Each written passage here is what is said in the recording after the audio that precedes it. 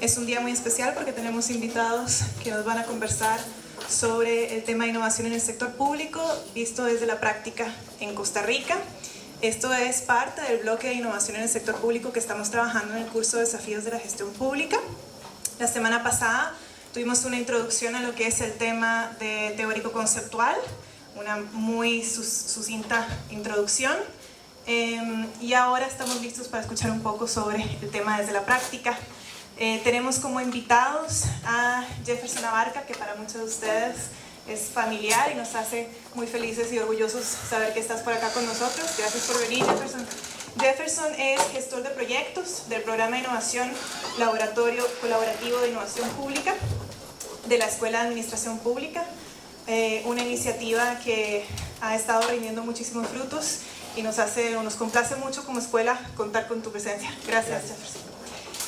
También tenemos por acá a Pablo Acuña, que es consultor del proceso de creación del Laboratorio Nacional de Innovación Pública, para traernos una perspectiva también de estos procesos y de cuáles son los desafíos a nivel nacional en temas de innovación en el sector público. Principalmente, ¿verdad?, pensando en temas, posibles problemáticas que se puedan desarrollar en trabajos finales de graduación.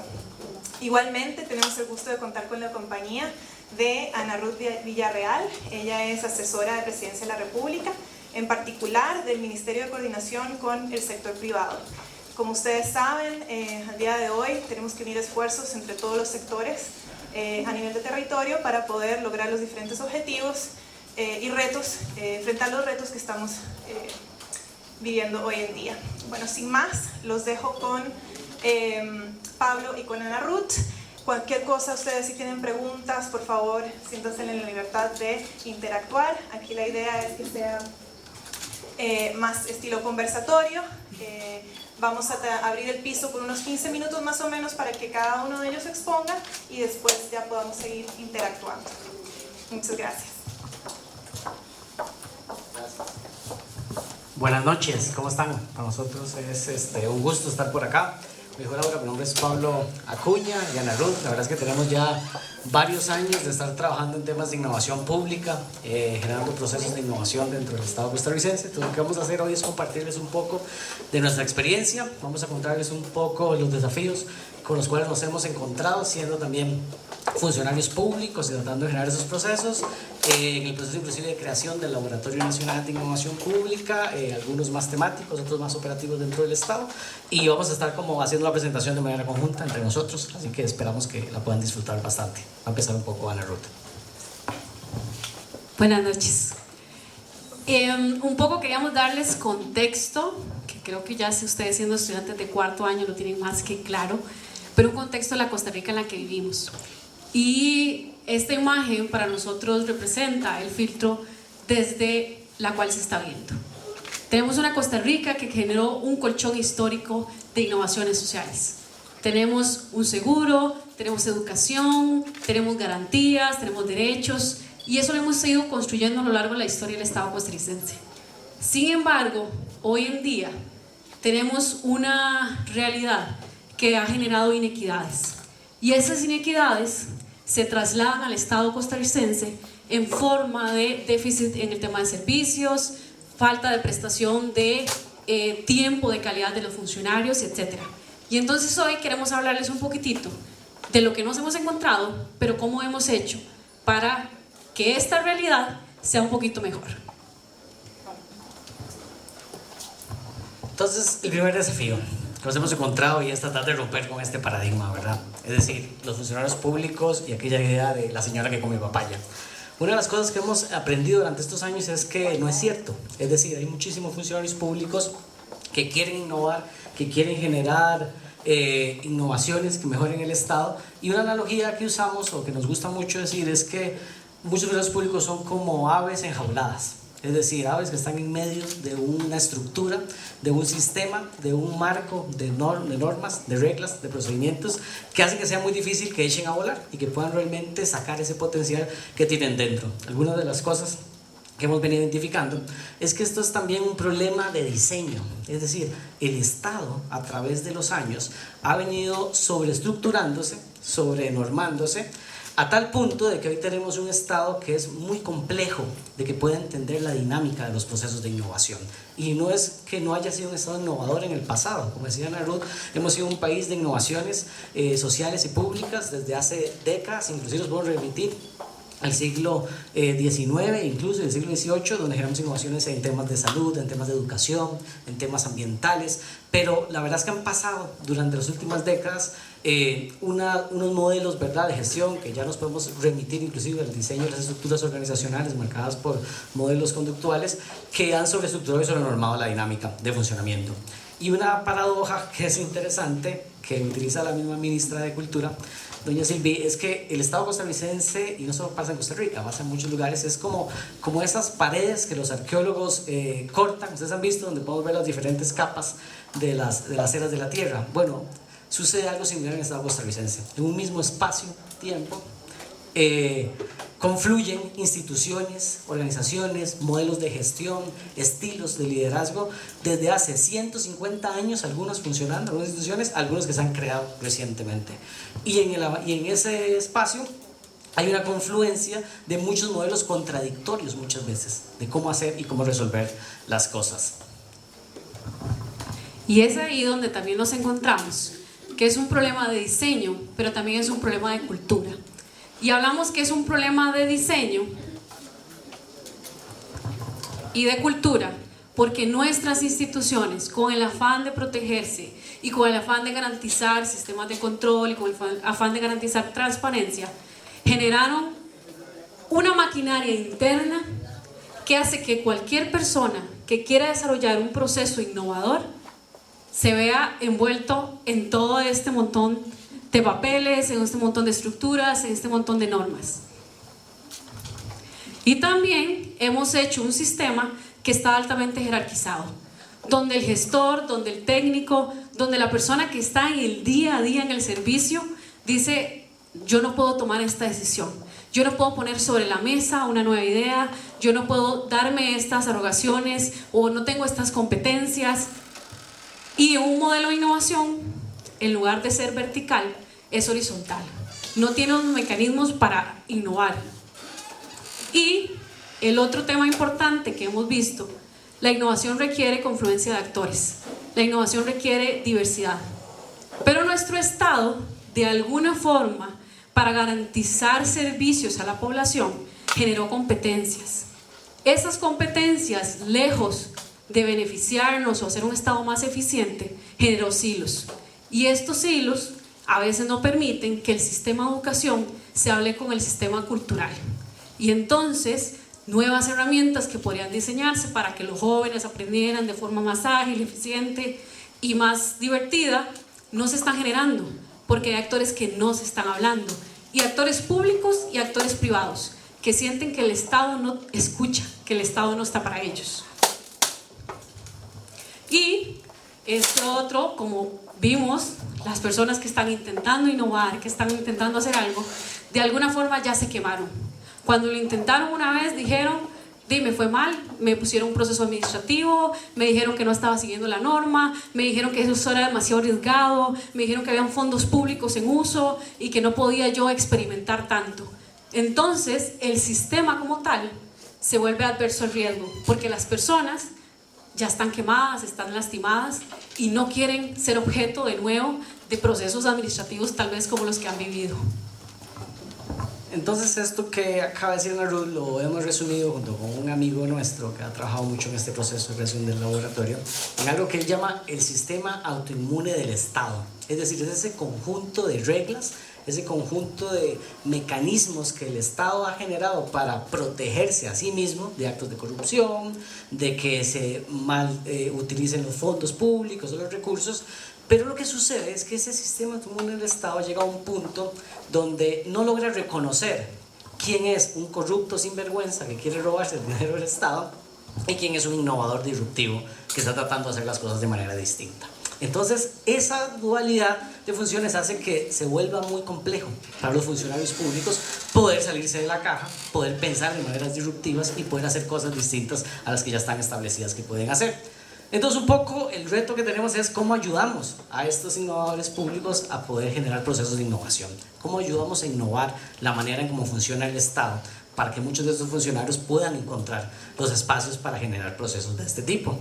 Pero sí hay maneras de hacer esto y el mundo está llenándose de toda una oleada de laboratorios de innovación pública que están generando procesos de innovación en todo el mundo. Solo para contarles brevemente, hace los últimos 5 años quizás ha empezado a surgir una oleada que ha generado más de 120 laboratorios de innovación pública en países como Chile, en países como Dinamarca, en España, Corea, Australia, en México, en Argentina, en muchas partes, y los ha venido concibiendo como instancias que son como un tipo de puente entre este montón de innovadores sociales, de innovadores públicos, de actores, de emprendedores, de estudiantes universitarios, de ciudadanos que quieren ayudar a resolver problemas de la gestión pública, que quieren ayudar a experimentar cómo rediseñar, cómo mejorar las maneras en cómo funcionan las instituciones, que quieren destrabar el Estado, que quieren generar mejores servicios públicos y poder conectarlos con esta complejidad del Estado que no necesariamente está diseñada para esto. Entonces nosotros hemos venido trabajando mucho en eso los últimos años y queremos compartirles algunas de las cosas que hemos aprendido en todo este proceso, echando a andar procesos de innovación pública y que además está siendo parte del modelo que estamos diseñando para el Laboratorio Nacional de Innovación Pública y que son claves, por decirlo así, tips que podrían ayudar a que echar a andar procesos de innovación pública sea mucho más sencillo. Entonces, lo primero es lo que nosotros llamamos identificar a los loquillos bailarines. ¿Alguno de ustedes ha visto el video de cómo se genera un movimiento? Donde sale un muchacho bailando. ¿No lo han visto? Bueno, vamos a verlo. Es obvio que un líder necesita valor para levantarse y parece ridículo. Pero lo que hace es tan sencillo que es casi educativo. Un factor clave, que sea fácil de seguir. Ahora llega el primer seguidor, quien juega un papel esencial. Muestra públicamente cómo hay que seguir. Mira cómo el líder lo acoge como un igual. Ya no está el líder solo, ahora son una pluralidad. Mira que llama a sus amigos para que se unan. El primer seguidor debe ser valiente, porque se debe enfrentar al ridículo. Ser el primer seguidor es una forma subestimada de liderazgo. El primer seguidor transforma a un loco en un líder. Si el líder es el pedernal, el primer seguidor es la chispa que enciende la llama. Aquí está el segundo seguidor, es el punto de inflexión. Es la prueba de que el primero lo ha hecho bien. Ahora no es un loco, ni son dos locos, ahora es una multitud y están ahí para elegir algo. El movimiento debe ser público y el público no debe ver solo al líder, es necesario ver a los seguidores, porque los nuevos seguidores empoderarán a los seguidores, no al líder. Ahora llegan 2 más y otros 3 inmediatamente. Hemos conseguido el impulso. Es el momento crucial, ya tenemos un movimiento. A medida que se unen más personas, va desapareciendo el riesgo. Si antes se quedaban mirando, ahora ya pueden unirse, porque no van a destacar, no parecerán ridículos y formarán parte del grupo de moda si se dan prisa. En el próximo minuto verás al resto que decide ser parte de la multitud, porque serán ridiculizados si no se unen. Señoras y señores, así es como se crea un movimiento. Vamos a ver qué hemos aprendido. A eso que ustedes acaban de ver ahí es la explicación más visual de algo que se llama la curva de adopción de innovación. La curva de adopción de innovación es un modelo que lo que plantea es que para promover o difundir cualquier tipo de innovación, cualquier tipo de nuevo producto o servicio en el mercado o inclusive en cualquier espacio, cualquier ecosistema, hay 5 grandes tipos de actores a los cuales esa innovación va a ir progresivamente llegando. Los primeros, los visionarios que están allí, son los innovadores, los que ya piensan de manera distinta, los que rápidamente están dispuestos a lanzarse al agua, a ponerse a hacer el ridículo como ese muchacho o a bailar de manera disruptiva, de manera diferente al resto. El siguiente grupo que le sigue, que es el que está ahí, son los adaptadores tempranos, es decir, esos son los que rápidamente están dispuestos a comprar una nueva innovación, a comprar un nuevo modelo, una nueva idea. Esos 2 grupos de actores son fundamentales para que uno pueda generar un movimiento, para que uno pueda difundir cualquier tipo de proceso de innovación. Luego de ellos, que juntos representan más o menos el 16%, esto es algo que se cumple en cualquier proporción. Si ustedes tuvieran 100 personas, entonces unos 16 estarían dentro de ese grupo. Luego de ellos viene la mayoría temprana, que son los pragmáticos, más o menos es el 34% de las personas. ellos van a entrar, y ven ahí donde dice punto mínimo para el cambio, ellos van a entrar en esta nueva dinámica cuando ya los innovadores y cuando ya los adaptadores tempranos hayan generado estos procesos y lo hayan empezado a jalar. Cuando ustedes vieron en el video, empezaron a acercarse mucho más muchachos. Luego de que estos lo hacen y estos entran, se genera un punto de quiebre. Y entonces ya empieza a generarse un movimiento masivo. Y entonces la mayoría de rezagados, los conservadores, los que estaban ahí sentados, empiezan a perder el riesgo, empiezan a decir, mira, ya no voy a destacar tanto como el loquillo, puedo apuntarme a meterme a esto. Si ustedes siguen viendo ese video hacia el final, se van a dar cuenta que al final todos los que estaban en esa colina se ponen de pie y se ponen a bailar. Así es como se genera un movimiento. Dentro de la dinámica, lo que hemos venido aprendiendo en estos procesos de innovación pública es que la clave está... Sí. Sí. Si vas a utilizar otro video, lo que debes cambiar nada más es la salida del audio de la computadora. Sí, ya no hay más videos, ese era el único. Todo bien. Okay. Una de las cosas que hemos identificado es que hay que identificar primero a esos loquillos bailarines, esos innovadores y esos adaptadores tempranos, porque ellos tienen una serie de funciones fundamentales. Parte de la lógica de los innovadores es que ellos necesitan descubrir, ellos necesitan validar, necesitan explorar nuevas formas de hacer las cosas, nuevas maneras de enfrentarse a los retos. Y los adaptadores tempranos necesitan filtrar, adoptar y compartir estas prácticas. Si uno logra identificar a estos funcionarios dentro de la gestión pública, ellos van a ser el caballito de batalla para difundir nuevas prácticas de innovación dentro del Estado. Esta es la lógica del modelo que estamos generando para el Laboratorio de Innovación Pública. Otra cosa que hay que entender es que esos loquillos bailarines bailan en diferentes tipos de espacios, diferentes tipos de músicas, por decirlo así. Generan diferentes tipos de procesos de innovación pública. Adelante, eso es un modelo de OCDE, del Observatorio de Política Pública de OCDE, donde ellos hablan de que hay 4 grandes facetas de innovación pública. Hablan de innovaciones orientadas a la mejora. Son procesos de innovación que van orientados a mejorar un proceso público, mejorar un programa, mejorar una política pública como tal. Ahí el nivel de certidumbre es mayor, es decir, hay como claridad de lo que queremos resolver. Hablan de procesos de innovación orientados a la misión, que esos tienen que ver con resolver algo cuando sabemos claramente lo que queremos resolver. Nos ponemos una misión que es disminuir la deserción estudiantil, por ejemplo, disminuir el desempleo o aumentar la tasa de formalización de las empresas. No sabemos cómo lo vamos a hacer, pero sabemos lo que queremos hacer. Ahí el nivel de direccionamiento por lo general es mucho más alto, el direccionamiento político, obtener esos resultados. Luego hay otros 2 niveles de innovación pública que son mucho más complejos de entender. Los procesos de innovación pública adaptativos, que esos tienen que ver con cómo adaptar cosas dentro del Estado que no están funcionando como debieran de funcionar, o no están funcionando acorde a lo que el contexto está generando, donde hay tecnologías, hay dinámicas, hay procesos, hay modelos que el Estado no está utilizando para resolver esos problemas.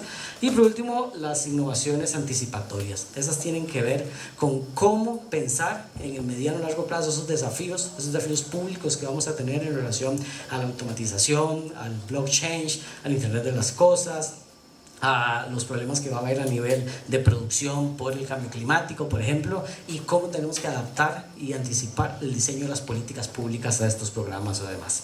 Entonces, bueno, Ana Ruth les va a comentar unos ejemplos de cosas que están sucediendo en el mundo, de casos de innovación pública, y luego vamos a entrar a explicarles algunos de los casos en los que estamos trabajando actualmente aquí en Costa Rica.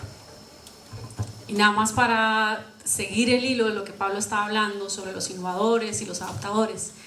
Una de las cosas que vimos en la práctica de nuestra institucionalidad es que justamente no empezamos por esos funcionarios públicos que son innovadores o que rápidamente se adaptan a esos que están haciendo los cambios, sino que desde nuestros departamentos de recursos humanos generamos capacitaciones para aquellos que vienen más atrás en la curva se metan al inicio.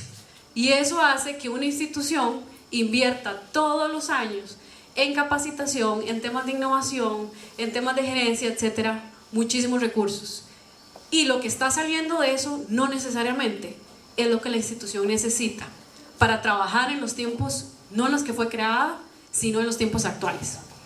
Estos son algunos ejemplos de lo que está pasando en el mundo y cómo la innovación de la mano con instituciones como laboratorios de innovación pública están dando soluciones a retos país. Este es el caso que creó el Laboratorio de Gobierno de Chile, que podríamos decir que es de los laboratorios de América Latina más exitosos. Este fue uno de los primeros casos y lo que ellos se preguntaron es cómo eliminar la aglomeración temprana en el acceso a citas de atención a los CERSPAR. Esos son como los EVAIS que nosotros tenemos. Se dieron cuenta que las filas eran enormes en todos los EVAIS. Y dijeron, bueno, ¿qué podemos hacer desde la innovación y desde las metodologías de la innovación para quitar esas filas? Salieron soluciones muy obvias, como el tema de temas tecnológicos, como el tema de, bueno, que no hace la cita en línea, etc. Pero una de las cosas que salió y fue muy interesante es que había muchos señores y señoras, adultos mayores, que iban a los EVAIS todos los días porque era la única forma en la que podían interactuar con otras personas. Era la forma en la que podían ser escuchados, era la forma en que podían tomarse un cafecito, era la forma en que tenían contacto con otra realidad. Eso, en un proceso normal de ver cuáles eran los procesos, sacar variables, etc., ¿sale? No lo sé. Pero en un proceso de diseño basado en innovación es uno de los hallazgos fundamentales, y de ahí ellos partieron para encontrar diferentes tipos de soluciones que dieron con el fin a las filas en un EVAIS. Otro de los ejemplos es un caso en Sudáfrica donde el tema de los accidentes de tránsito los estaba colapsando. Una de las ideas, utilizando ciencias conductuales, es ¿qué tal si hacemos una lotería? Empezando el año, todo aquel que tenga su licencia participa. Empezaron a difundir la campaña. Salían premios al final de $4,000, $5,000. Las personas quedaban automáticamente descalificadas si sufrían un accidente. Con solo una lotería de este tipo, lograron reducir en 40 muertes en carretera. Solo utilizando este mecanismo de una simple lotería. Esto es otra de las cosas que se puede hacer con temas de innovación para un problema específico en un contexto específico. Y bueno, como sabemos que ustedes están buscando temas para tesis de graduación, etc., durante estos años nos hemos dado la tarea de sentarnos con cada una de estas organizaciones para que nos expliquen las formas en las cuales ellos trabajan, pero también para que nos expliquen la forma en la que plantean retos. Y aquí podrán ustedes encontrar de los diagnósticos más completos país sobre cuáles son los retos. Vienen muchas de, por ejemplo, en la encuesta nacional de percepción de servicios de la Contraloría, ya está señalado para el país 7 servicios o 7 sectores nacionales donde se encuentran los principales retos y qué hay dentro de cada uno de ellos. Por ejemplo, si uno hace un doble clic, puede encontrar en el tema de trámites, pero el que me gusta es el siguiente. El tema, por ejemplo, de en qué sectores específicos y en ese sector cuál es la traba principal. Ahí ustedes tienen prácticamente que el glosario de los problemas país. Esto no es ciencia, todos lo repiten, todos lo dicen. Ahí es súper fácil de encontrarlo.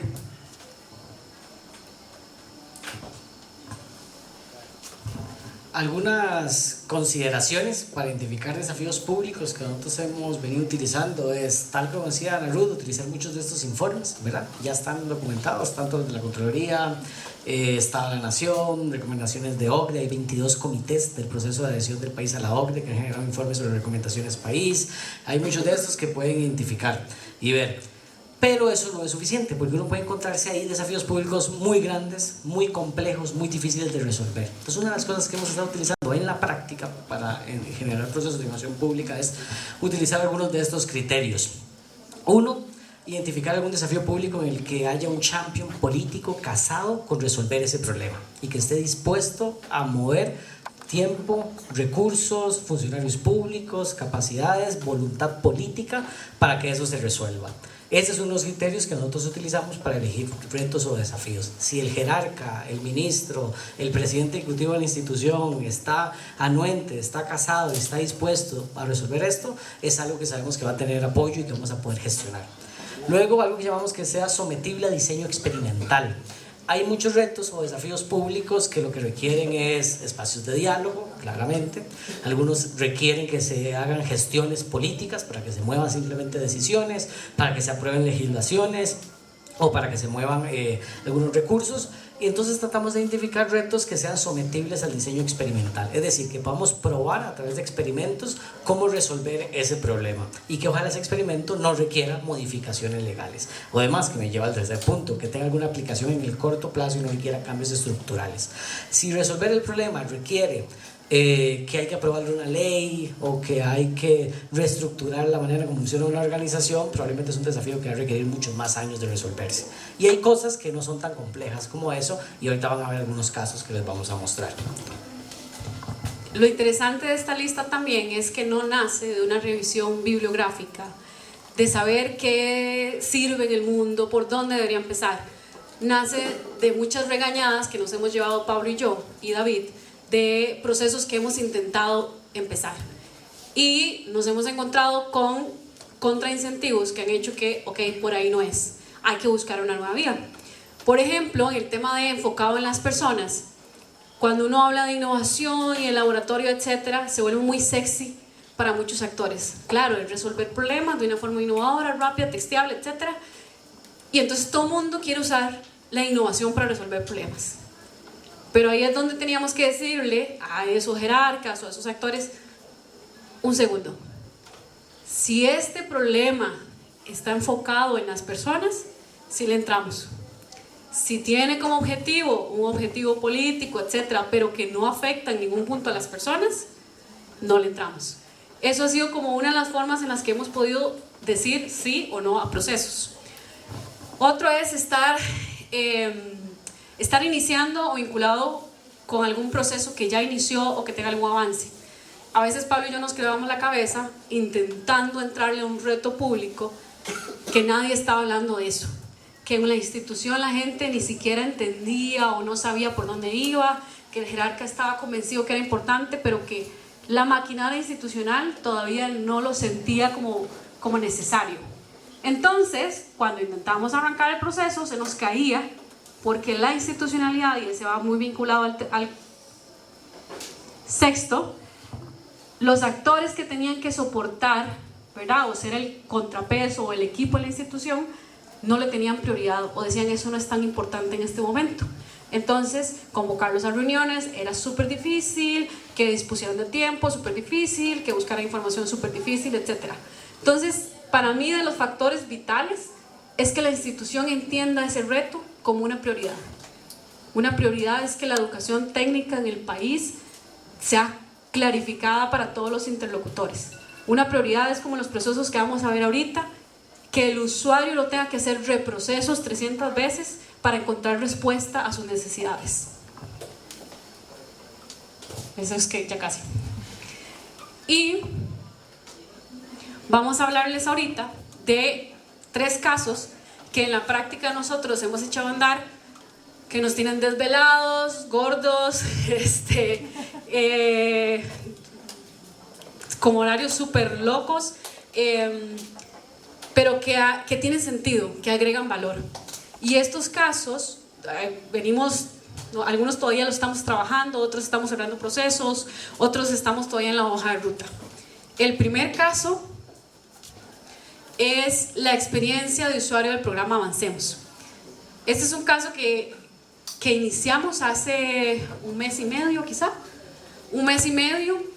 donde partíamos del tema de qué está pasando con el programa Avancemos, qué está pasando con la no atención de usuarios, qué está pasando con todo su diseño, y era la misma institucionalidad la que nos decía: estamos desbordados, ya no damos más. Pasamos 7 meses del año atendiendo solicitudes a las que algunas no les podemos dar respuesta. Tenemos 200,000 usuarios a las que a veces no sabemos ni quiénes son, ni podemos darle respuesta, y a veces no entendemos cuál es la ruta de esta persona, etc. Y además, el IMAS le suma otras 200,000 personas con FONAVE, que pasa a ser Crecemos dentro del IMAS. Y eso hace que las mismas personas ya no tengan que tener 200,000 personas, sino 400,000. Y hace que la atención sea imposible. Una frase que nos llamó mucho la atención, que ellos decían: estamos creciendo sin avanzar. Y eso era tan profundo porque en las caras de ellos se veía la preocupación de lo que eso significaba. Lo que hicimos fue empezar un proceso de entender cuál es la ruta que seguía su usuario. Lo hicimos con todas las regionales, la mayoría de las regionales de Limas, lo hicimos también con la gente del MEP, lo hicimos con usuarios, algunos usuarios externos. Eso era gigante, era enorme la cantidad de procesos por los que una persona pasaba, por cada regional, eran procesos diferentes, se devolvían, venían, se devolvían. Era una ruta enorme, enorme. Y después de eso encontramos cuáles eran esos retos a los cuales, sometidos a experimentación, lográbamos encontrarles soluciones que después, como lo ve esta foto fue de antier, donde ya nos reunimos con el ministro a presentarle las posibles soluciones que salieron de ese proceso, y ahora nos queda la ejecución de una hoja de ruta con pequeños prototipos de cómo solucionar el tema de redefinir el diseño de Avancemos para que la institucionalidad no colapse. Esto es un tema que está sobre la mesa, es caliente, pero creo que es un caso de éxito de cómo se estructuró. Luego, otro de los retos que estamos trabajando en este momento es uno que creo que nos afecta a todos también, con las presas que se generan. Ahí estamos trabajando en una iniciativa para generar un mecanismo para que cuando dos vehículos colisionan en lo que se denomina como un accidente menor, que son accidentes en los que no hay heridos de gravedad, los vehículos pueden moverse por sus propios medios, las personas no tengan que quedarse ahí una hora haciendo presa, esperando hasta que llegue el tránsito, y más bien puede haber un mecanismo que agilice esto y puedan movilizarse. Entonces este ha sido todo un desafío también, porque nos dimos cuenta en el camino, esas fotografías son de ayer, de hecho, nos dimos cuenta en el camino que este es un tema que habíamos preidentificado como el Champion Allianz, porque es la aseguradora más grande del país, maneja el 80% de los seguros de vehículos en el país, pero nos dimos cuenta que hay un conjunto de actores, tanto públicos como privados, que intervienen en esta dinámica. La SUGESE, que es la Superintendencia de Seguros, COSEBI, la Policía de Tránsito, la Asociación de las Aseguradoras Privadas, que tienen más de 90,000 usuarios en este país. Hay todo un conjunto de actores, hay algunas iniciativas que ya se generaron en el pasado. Existe algo que se llama el DAM, ¿alguno de ustedes lo conoce, el DAM? ¿Lo han oído hablar? Bueno, ese es parte del problema, nadie sabe que existe el DAM. El DAM es la Declaración de Accidentes Menores, es una hoja que uno puede llevar en el carro y cuando choca con otra persona la firman. Bueno, resulta que nadie lo está usando, ha tenido ciertos problemas de diseño y demás. Entonces parte de lo que hemos hecho en este proceso con los funcionarios es tratar de entender por qué ese mecanismo no está funcionando. Hace 3 años se creó y prácticamente nadie lo utiliza. Entender las condiciones del ecosistema que generan que se den esos accidentes menores y qué podría generarle confianza, porque esa ha sido la clave de este desafío. Al final se resume en un tema de confianza, la gente no confía en nosotros. Cuando chocamos entre dos personas, la gente prefiere esperar al oficial de tránsito aunque haga presa ahí en la Uruca durante 1 hora y media, porque piensa que si se levantan y se van, la otra persona no le va a cumplir y no le va a arreglar el carro. Entonces estamos tratando de resolver ese desafío, estamos teniendo sesiones de trabajo, ya se están pensando posibles soluciones y durante los próximos meses vamos a seguir trabajando en esta lógica. Parte de lo que hemos hecho, y ahí pueden ver en esa fotografía de ayer con el tránsito don Ronnie Vargas, es ir a preguntarle a los usuarios ¿por qué no utilizan estos mecanismos? ¿Qué piensan? ¿Qué le daría confianza? Es parte de lo que incluye muchas de estas metodologías de innovación y de exploración. Y miren qué interesante salir a encuestar o a preguntarle a conductores con un oficial de tránsito a la par. Nos encontramos a personas que manejan Ubers y decían, ya me voy, no estoy haciendo nada. Y nosotros, no, tranquila, solo vimos hacer ciertas preguntas de innovación. El tercer tema que estamos trabajando es de la usabilidad del bono RAM. Ahora lo podemos decir con tranquilidad que el tema es usabilidad de bono RAM. Pero cuando nosotros iniciamos a trabajar este tema y cuando lo hablamos con el champion político, que es la ministra de Vivienda y el viceministro de Vivienda, nos planteaban que ellos creían que había un problema de gestión en el uso del bono RAM. El bono RAM es una de las líneas de bono que tiene entre MIVA, el Bambi, y este específicamente es para mejora de vivienda. Todo lo que tiene que ver con reparaciones, etcétera, aplica para cualquiera de los segmentos. Y según el segmento se otorga diferentes cantidades de fondos, desde un tope de 7 millones hasta abajo. creo que el más bajo ya está en 4 millones, para mejoras de vivienda. Ellos nos decían que en Costa Rica existe un déficit cualitativo de vivienda, y eso al final es que, aunque tenemos viviendas, están en mal estado, y muchas de las personas que tienen estas viviendas no pueden meterle dinero. Entonces, al final, ¿verdad?, tenemos casas, pero no están sirviendo para ser habitadas. Nosotros empezamos y diseñamos todo el proceso creyendo que era un problema de gestión, que el bono estaba mal gestionado entre los diferentes actores que confluyen. Ahí tenemos desarrolladores, ahí tenemos entidades autorizadas, ahí tenemos actores independientes, tenemos también fundaciones, tenemos al Bambi, tenemos al MIBA como actor político, un actor técnico, etc.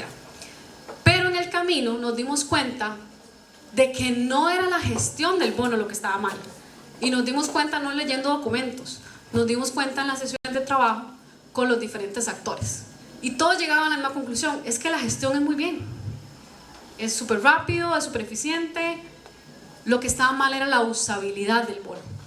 Entonces, a medio camino, todo lo que nosotros ya habíamos construido tuvimos que deconstruirlo y decirlo: ok, partimos de otro problema. Y empezamos a trabajar con los distintos actores, trajimos sesiones donde invitamos a actores privados, donde tratamos de entender todas las perspectivas, donde tratamos ahora sí en una sesión de diseñar posibles soluciones. Y hay soluciones como, por ejemplo, directrices, temas más políticos, que dan orden a cada uno de los actores de cómo comunicar mejor. Hay otros temas de comunicación propiamente, a quién lo comunicamos, por qué lo comunicamos. Hay como toda una línea de posibles soluciones que estamos manejando. Pero lo que más me llama la atención de este proceso es que tanto los actores públicos como privados están claros de por dónde está el problema, y están todos muy anuentes a las soluciones. Que está en el proceso de experimentación, vamos a darnos cuenta de si esas voluntades que están confluyendo van a confluir en el futuro. Es parte de lo que todavía estamos tratando de analizar. Y hay un elemento de este mismo caso, es que, como dice Ana Ruth, al final el problema nos dimos cuenta que era un tema más de características contextuales, es decir, había cosas dentro del contexto que hacían que no fuera tan atractivo para los desarrolladores, es decir, las empresas que construyen casas, utilizar este bono. Por temas de costos, de repente les es más atractivo aplicar a bonos donde hacen casas nuevas que hacer remodelaciones, la estructura de la dinámica de para qué se puede utilizar el bono o no. Entonces ya son como elementos que vamos a echar a andar, experimentos para tratar de mejorar la usabilidad de este bono. Y finalmente, solo como un bonus adicional, queremos contarles de una iniciativa en la cual también hemos estado involucrados los últimos años, que se llama Reto País. Reto País es una iniciativa dentro de la Mesa de Innovación Social que echamos a andar ya hace como 4 años, vinculada a Presidencia, que desde el Impact Hub, que es una organización que es una red de emprendedores sociales, se genera esta iniciativa que entre el año 2016 y 2018 ha logrado convocar más de 2.000 soluciones de ciudadanos a retos públicos. Ha sido un caso de éxito súper interesante. Fue hecho una dinámica que apoyamos y echamos a andar como un prototipo del tipo de procesos de innovación abierta que el laboratorio que estamos también creando va a echar a andar durante los próximos años en el país, y fue todo un éxito ver que las personas están súper entusiasmadas y apuntadas a resolver problemas que tenían que ver con acceso a la cultura, problemas que tenían que ver con movilidad, problemas que tenían que ver con manejo de residuos, problemas que tenían que ver con temas de igualdad de género, problemas que tenían que ver con educación, entre otros. Se utilizó como base el índice de progreso social para identificar los problemas que eran más recurrentes en los 82 cantones del país, y ya en su tercera edición de este año ha sumado más de 2.000 soluciones que se han planteado.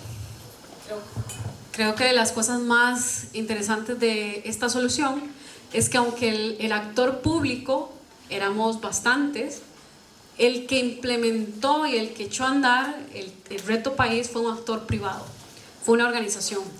Y dentro de los aprendizajes que hemos tenido en este tiempo es que en el tema de innovación pública somos un ecosistema, y hay actores que hacen bien unas cosas y hay actores que hacen bien otras cosas, y que si los públicos nos adueñamos de la innovación, esos actores que andan ahí sueltos, esos actores de apoyo y esos actores en el ecosistema, sienten que no tienen cabida. Entonces esas soluciones que ellos están creando posiblemente nunca lleguen al sector público. Entonces lo que hicimos desde la Mesa de Innovación Social fue crear un espacio donde confluyeran tanto actores públicos, privados, organizaciones internacionales, cualquier actor que estuviera interesado en el tema de innovación social. Y dentro de lo público encontramos un actor que dijo, yo quiero echar a andar este proceso. Y el resto de actores públicos lo que hicimos fue generar el apoyo para que eso sucediera. Cuando la mesa se desintegra en el cambio de administración, para dar paso a lo que ahorita estamos viendo como el laboratorio, este actor privado sigue por su cuenta generando Reto País. Y nosotros apoyamos, pero ya desde otro nivel de vinculación. Y eso hace que una de las cosas que necesita el sector público, que es que la ciudadanía se integre a los procesos, no lo tengamos que hacer nosotros, sino lo haga el actor que en el ecosistema lo puede hacer mejor. Eso nos ha funcionado muchísimo y el actor que lo lleva adelante es Impact Hub, que son increíbles en lo que hacen. Bueno, eso sería, creo que desde nuestro lado un poquitito de lo que hemos estado haciendo o intentando hacer. Muchas gracias. Tal vez antes de tomar preguntas podemos tomar un receso de unos 5 minutos, si quieren, para darle chance a Jeffrey para que pongamos su presentación, y luego abrimos el piso para preguntas y comentarios para interactuar con todos los panelistas.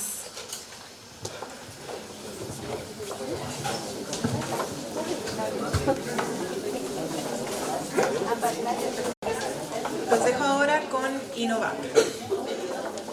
Muchas gracias. Bueno, primero que todo, buenas noches. Voy a intentar no extenderme mucho porque ya es tarde y no les voy a robar mucho tiempo. Bueno, vamos a hablar un poco sobre lo que hace Innovap acá en la universidad y a lo largo del país, y un poco de los desafíos, que es lo que nos reúne el día de hoy acá.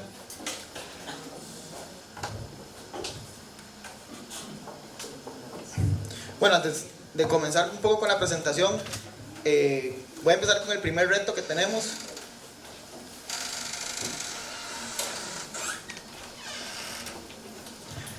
Listo, el primer desafío o reto con el tema de innovación, precisamente considero que es entender que la innovación es solo un medio y no es un fin en la administración pública, porque ahora en la actualidad todo es innovación, todo el mundo se dedica a innovación, mi empresa es la más innovadora, mi producto es el más innovador, y se ha convertido como en una etiqueta, en un cliché, y la gente se ha enfocado más en llegar a innovación como el producto, y no es más que un medio. Y en la administración pública la innovación es ese medio por el cual podemos llegar a un valor público de calidad, eficiente, y es el primer reto, entender que no es más que un medio, quitarnos la idea de que la innovación es un fin en sí. Algunos desafíos ya los compañeros los comentaron ampliamente, así que no me voy a detener mucho. Aquí están algunos desafíos, les cuento unos números. El 71%, esta información es de la Encuesta Nacional de Percepción de Servicios Públicos. Los ciudadanos distantes, un 71%, observan a las instituciones con deficiencias en la transparencia. Un 89% cree que las instituciones públicas no se comunican de manera efectiva. Y en general, y creo que esto no es ajeno y todos lo han sentido en algún momento, el 77% de los ciudadanos desconfían de las respuestas de los funcionarios.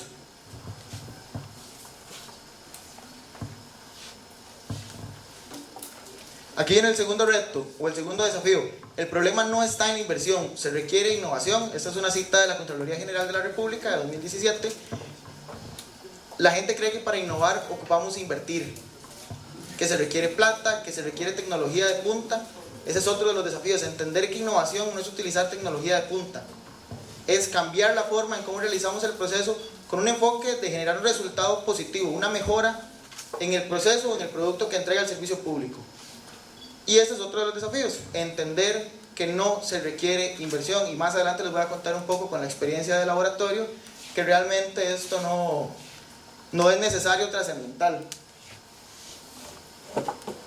Y bueno, como parte de los desafíos que han comentado los compañeros, la situación país que todos entendemos, nace hace apenas 2 años el Laboratorio Colaborativo de Innovación Pública, el Innovap, como una iniciativa de la Escuela de Administración Pública desde la academia para abrir las puertas a las organizaciones públicas, a la ciudadanía, organizaciones sociales, organizaciones privadas, para generar soluciones que generen valor público.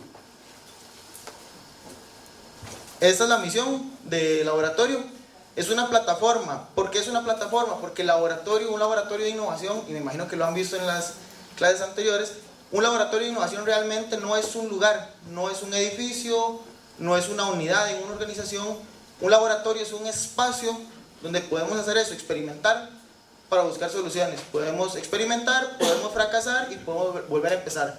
Eso es un laboratorio. El InnoHub tiene unas instalaciones que están aquí atrás de este edificio, por si alguien no las conoce, están puertas abiertas siempre. Pero no es eso un laboratorio, sino es solo es un espacio donde se puede crear. Y bueno, eso es InnoHub, una plataforma de co-creación para resolver problemas públicos a través de alternativas sostenibles y de alto valor.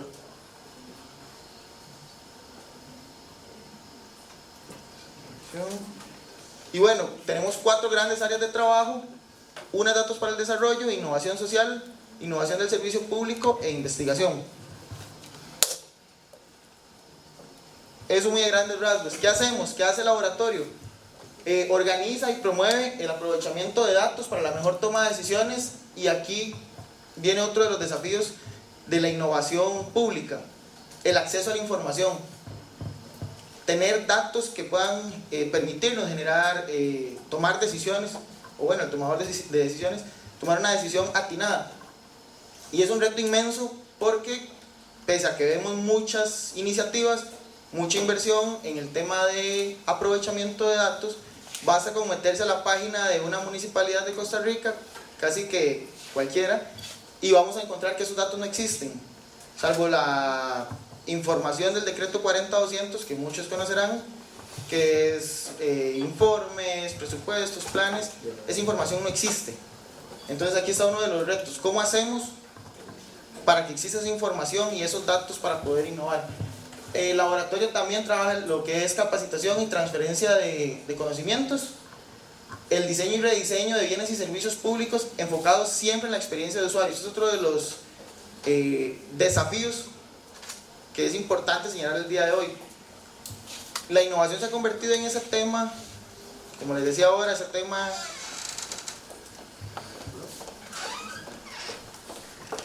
tema cliché, y el mayor de los problemas es que una organización quiere innovar porque sí, o porque cree que puede hacerlo mejor, y terminamos en lo mismo, innovando desde el escritorio. Yo, mi jefe y otro par de personas decidimos innovar, y lo que pasa es que cuando se llega a la calle o cuando ustedes utilizan el servicio, se dan cuenta de que realmente no cambió. Hicieron una innovación que anunciaron como bombos y platillos, que no tuvo un mayor cambio en el servicio o en el resultado final, porque no se toma en cuenta a la gente. Y esa es una de las bases que considera el laboratorio, que la gente siempre tiene que ser el centro, la gente siempre tiene que estar en el proceso, la opinión de la gente siempre tiene que estar, porque si no la propuesta no va a generar valor alguno. Se abren espacios de encuentro para nuevas tecnologías en la gestión pública, y generamos y divulgamos nuevo conocimiento a partir de las experiencias y lecciones aprendidas. Ahorita les voy a contar un poco más de las experiencias. Sobre la propuesta de valor del laboratorio, como les decía, hay un enfoque de experiencia de usuario, que ese es el desafío. ¿Cómo hacemos para que la gente esté inmersa en el proceso, que la gente participe de la toma de decisiones? Es un desafío necesario. Y en el tema, pues, utilizamos metodologías ágiles, más allá del design thinking, que es otra marca que está muy de moda y toda la gente cree que innovar es utilizar design thinking. Es solamente una forma. El laboratorio busca la metodología acorde a cada situación, a cada necesidad, a cada proyecto. Amoldamos metodologías para generar esa solución. Hay un enfoque de responsabilidades compartidas, y esto es súper importante porque el laboratorio InnoHub acompaña los procesos, no los asume. El laboratorio, como les decía ahora, es una plataforma de encuentro. ¿Qué es lo que queremos? Que el ciudadano, que la organización pública, la academia, las organizaciones sociales, las organizaciones privadas se puedan acercar para crear soluciones. No es una responsabilidad del laboratorio, y el laboratorio no tiene la pomada canaria ni la cura de todos los problemas de la organización. Genera ese espacio para que la gente se junte y pueda resolver el problema.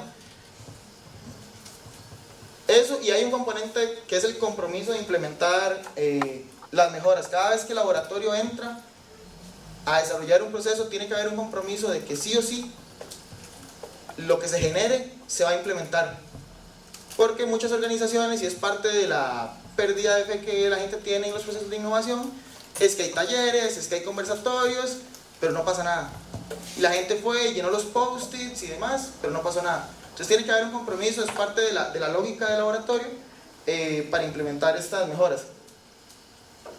Aquí está parte de las organizaciones con las que hemos venido trabajando en estos últimos años, 9 meses, 2 años. Organizaciones desde municipalidades, organizaciones de poder ejecutivo, autónomas, organizaciones internacionales como IVO, CPI, científicas de datos, y organizaciones privadas como la Pozuelo. Y eso es parte de los proyectos que tenemos para 2018, 2019, y aquí les voy contando un poco de lo que hacemos y las experiencias que han tenido en el laboratorio. Como les decía, tenemos la parte de datos para el desarrollo. Ahí tenemos proyectos como la escuela de contrataciones abiertas, que es con Hacienda. Se realiza en el marco de uno de los compromisos de Open Contracting que tiene el Ministerio de Hacienda, y lo que hizo fue acercarse a Innovap, acá en la universidad, para poder generar un espacio. La idea de esta escuela fue que ciudadanos, empresarios, pymes, periodistas vinieran para aprender a utilizar esos datos que tiene Hacienda sobre compras públicas, que muchos están, pero la gente no sabe cómo utilizarlos, no sabe cómo explotarlos o visualizarlos. Es parte de lo que hace la Escuela de Contrataciones Abiertas: abrir un espacio de enseñar a la gente herramientas para que la gente se pueda apropiar de los datos. Y aquí está otro de los retos de la innovación. La innovación, el Estado tiene que generar espacios, tiene que generar condiciones para que la gente pueda innovar, pero el Estado no es el responsable absoluto ni debe ser quien coordine toda la innovación, porque al final se convierte en, digamos que en una correa para la persona que quiere innovar. Ese es otro reto importante, que la innovación no sea responsabilidad y que no esté completamente a cargo de la organización pública. La organización pública tiene que generar el espacio, tiene que generar la oportunidad, pero tiene que ser la sociedad civil, las organizaciones sociales, quien pueda tomar las riendas del proceso también.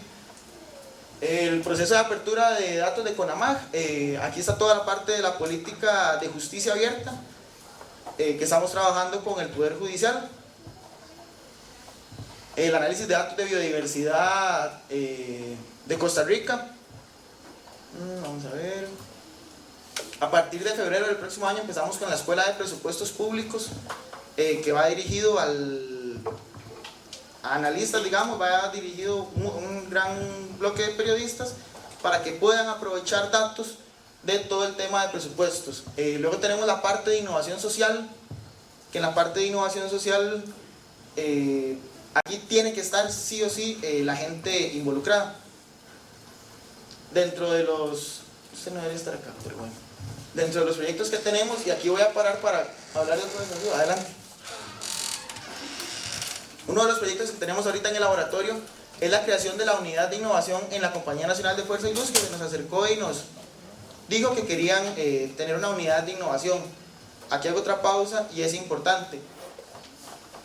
Ese proyecto que vamos a trabajar, sí se va a crear una unidad de innovación, pero más que una unidad de innovación es una estrategia de innovación. ¿Por qué? Porque la innovación se ha venido convirtiendo en un tema de silos, de islas, y muchas organizaciones han apostado por tener una unidad de innovación, y en la organización se convierten en la isla de los bichos raros o en los dioses de la innovación, y cada vez que la organización menciona innovación va a la unidad. Si queremos, no, eso no te toca a vos, le toca a la unidad de innovación. Entonces tiene que haber un cambio, porque al final se convierte en eso, en los bichos raros de la innovación, cuando debería haber un cambio de cultura y la innovación debería ser transversal a toda la organización. Entonces aquí hay que tener mucho cuidado y es un desafío. ¿Cómo hacemos que la innovación llegue a la organización, pero que no se quede en una persona, 2 personas o en un departamento, sino que si vamos con la innovación llegue a toda la gente? Entonces es parte de lo que vamos a trabajar con la Compañía Nacional de Fuerza y Luz, más que una unidad, una estrategia de innovación institucional.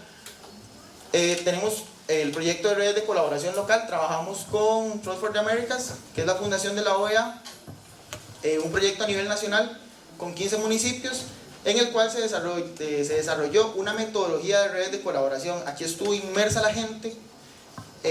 Lo que generamos fue una metodología que le permite a la gente generar soluciones. Como les decía ahora, nosotros no generamos la solución, sino que generamos el espacio para que la gente pueda trabajar.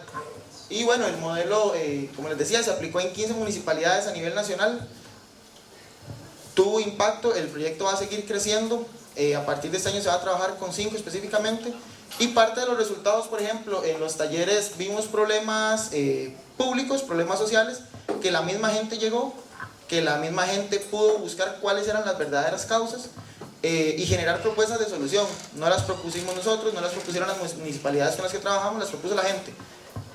Parte de eso, por ejemplo, en Cañas ahora se generó, ellos en uno de los talleres determinaron que el problema que tenían era que los espacios públicos estaban descuidados y la gente no estaba trabajando en los parques, digamos, estaban desolados, y ellos mismos generaron como solución a este problema que determinaron, sin que la municipalidad se metiera, sin que otras organizaciones, ellos mismos crearon una organización social que se encarga de la apropiación de parques, y esa actividad fue a inicio de año, ya tienen varios meses trabajando, reactivando las áreas comunes de Cañas. Dentro de otros de los proyectos, establecimiento del sistema de gobierno municipal con Montes de Oca. Ese es parte de los compromisos igual del tercer plan de acción que asumió Costa Rica en 2016-17. Y bueno, lo que hicimos fue aportar a la municipalidad de Montes de Oca a generar ese sistema de innovación. Ellos se comprometieron a tener un laboratorio de innovación, entonces generamos ahí algunas capacidades y hicimos una actividad en la que se convocó a todas las municipalidades del país, y lo que hicimos fue capacitarlos sobre temas de innovación, ciudades sostenibles, que era el enfoque que querían darle al tema, e innovación pública. Vamos a ver. Voy rápido, ¿cuánto tiempo me queda? Tranquilo.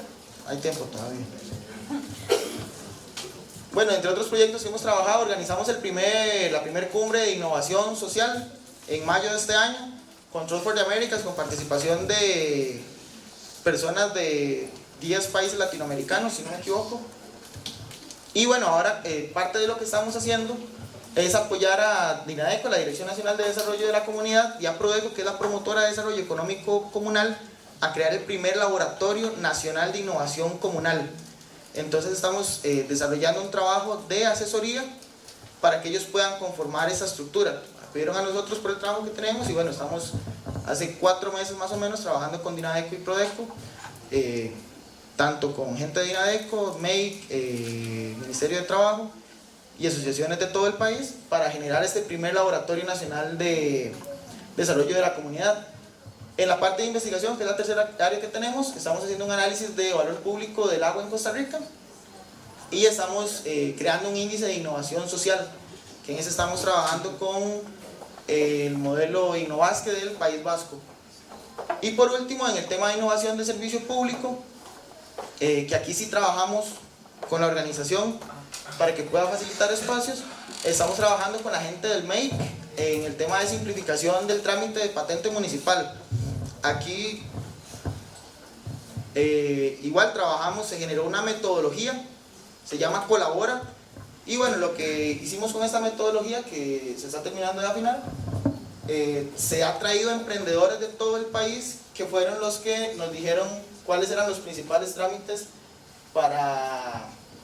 que hay que disminuir para consolidar una empresa. Según el Doing Business, ahorita en Costa Rica son 24 días los que se tarda para generar una empresa, pero aún así estamos muy retrasados en comparación con otros países de la OCDE.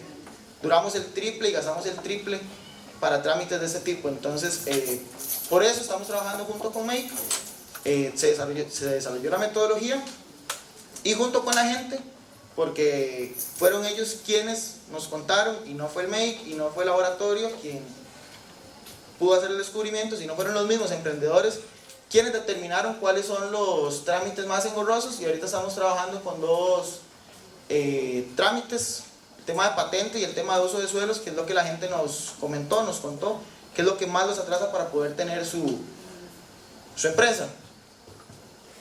Estamos trabajando con Auge en apoyo a trámites de empresas, con el INAMU haciendo una evaluación y revisando el programa de ayuda a mujeres en 3 regiones del país, en GAM, Punta Arenas y en Guanacaste, si no me equivoco. Se realizó el Congreso de Protección de Datos con la PRODAP, la Agencia de Protección de Datos, y bueno, ayer estuvimos cerrando el concurso de innovación Innova-Raxa, que trabajamos junto con esta organización, con Raxa, que incluso recibimos un reconocimiento por la colaboración, y lo que hicimos fue ayudarle a las organizaciones públicas a darle forma a su idea. Les enseñamos cómo hacer un pitch para vender la idea, entre otras cosas. Y bueno, parte del compromiso que tiene el laboratorio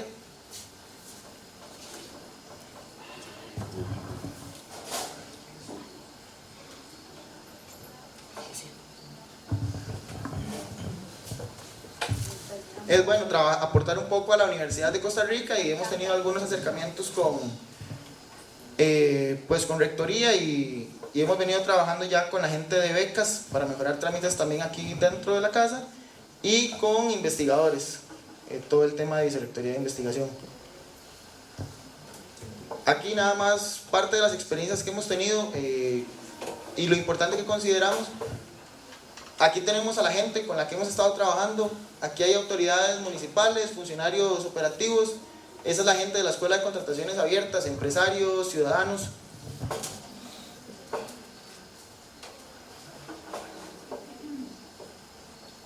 Eso, y estas son algunas imágenes de, por ejemplo, estas son del taller que tuvimos en Avangares, uno de los 15 municipios en los que estuvimos trabajando el tema de las redes de colaboración. Voy a sacar un foro que tengo acá para ver si algo se me queda. Y no, yo creo que de momento, vamos a ver, tenemos muchos retos, y más que me escuchen a mí hablarlo y decirlo, creo que sería mejor que abramos el espacio de diálogo y podamos discutir un poco sobre los retos. Muchísimas gracias, eso es parte de lo que hace el Innova pues acá en la universidad. Tenemos poquito tiempo, pero la idea es seguir creciendo y generar más resultados. Para los que no se han sumado, por aquí están las redes sociales, ahí nos pueden buscar. Y bueno, al final es eso, hay muchos desafíos, pero más que ver el desafío, más el reto es buscar cómo podemos aportar a una solución. Muchísimas gracias, y bueno, pregunten, que queda tiempo todavía.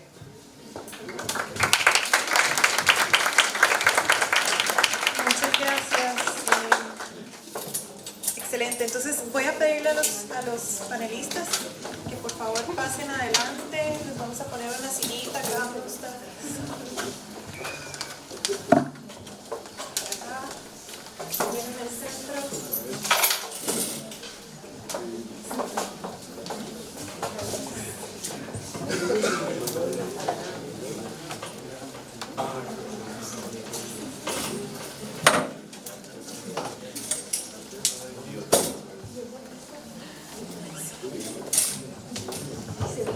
Y abrimos el piso entonces. Preguntas, comentarios, cositas que estuvieron conversando durante, que algunas me las comentaron a mí, me pareció muy interesante que se traiga a colación también. Aquí adelante. Ustedes estuvieron trabajando. Ok, adelante. ¿Sí? Buenas tardes.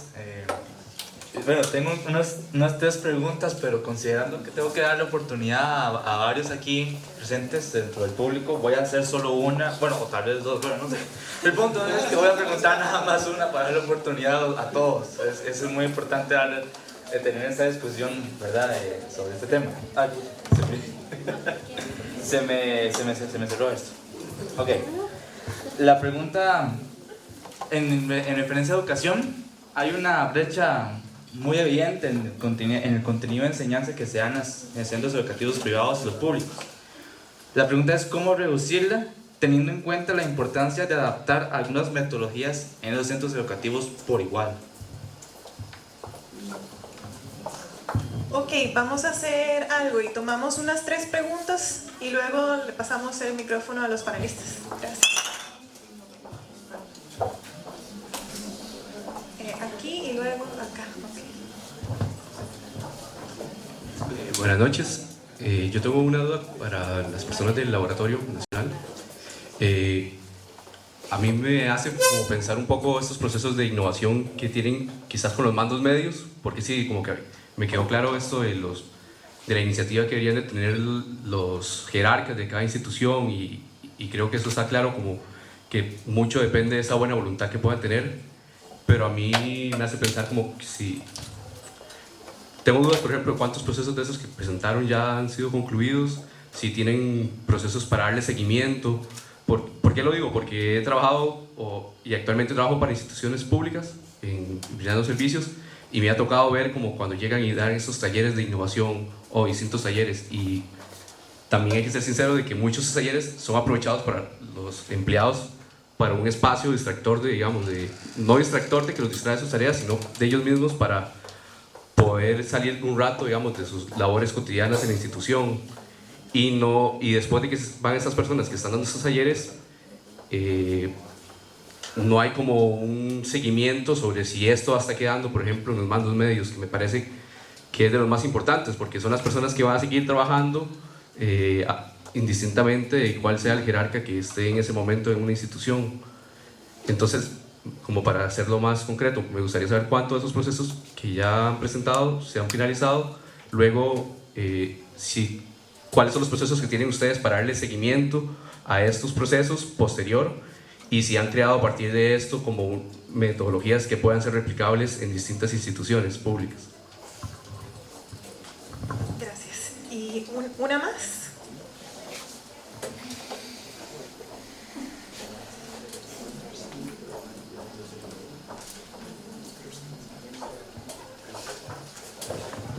Sí, gracias. La pregunta tiene que ver un poco con el tema de educación, innovación, educación. Estaba justamente leyendo ayer, no solamente en Costa Rica, sino el Reino Unido estuvo muy interesado en este asunto y hubo una iniciativa impulsada por Tony Blair, que era entonces primer ministro, y ellos se dieron cuenta que parte del problema era, bueno, como ustedes lo dijeron, que el problema era un poco sistémico. Y si yo diseño un sistema para que haga algo, no es de extrañarnos que el sistema precisamente haga eso, ¿verdad? Entonces, si diseñamos un sistema que está basado en conformidad, que está basado en continuidad, pues no es de extrañarnos que eso suceda. Y eso es uno de los obstáculos para la innovación. Pero ellos se dieron cuenta que el problema venía desde la educación, en el sentido de que desde la educación se estigmatizaban los errores que uno comete cuando está siendo educado, y en ese sentido entonces se aniquilaba o se cohibía la creatividad de las personas. Entonces se dieron cuenta que tenían que hacer un cambio a nivel fundamental en ese sentido. Entonces la pregunta es si esto se ha contemplado, digamos, a nivel de innovación en Costa Rica, siendo, digamos, el sector educativo un sector tan importante.